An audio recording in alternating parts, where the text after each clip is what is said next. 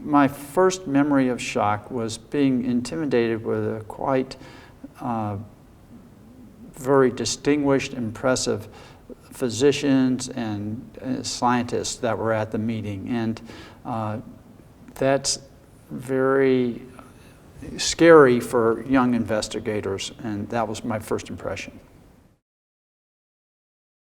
Shock is great because it's a very low-key, people are very open with each other and we're quite helpful. People want to help you. It's also great because there are two types of investigators here. Some are the physician scientists and others are the PhD scientists. And you get a different outlook on your problem by listening to both the physician aspect of it as well as the PhD research or an outlook at it. Also, there's some quite distinguished, brilliant people in immunology, which is my area, and I learned so much from listening to them and got new ideas about my research. So my best accomplishment as president was probably very minimal compared to many other presidents. I do remember that during my time that we were in negotiations with trying to figure out which organizing administrative company to take shock forward for that year. It was a little bit of turbulence at that year, and I sort of helped us through the decision making in that process and tried to do it in a way that was open to opinions from everyone and tried to do it in a way without hurting anyone's feelings or pushing it through.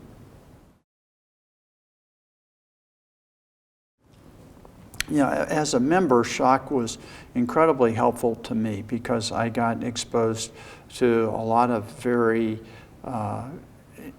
creative, ingenious, and accomplished investigators who gave me great ideas about my research and also about the best way to pursue my research. They helped me both intellectually with what areas of science to pursue, and they were quite good at giving me ideas about how to adjust my career.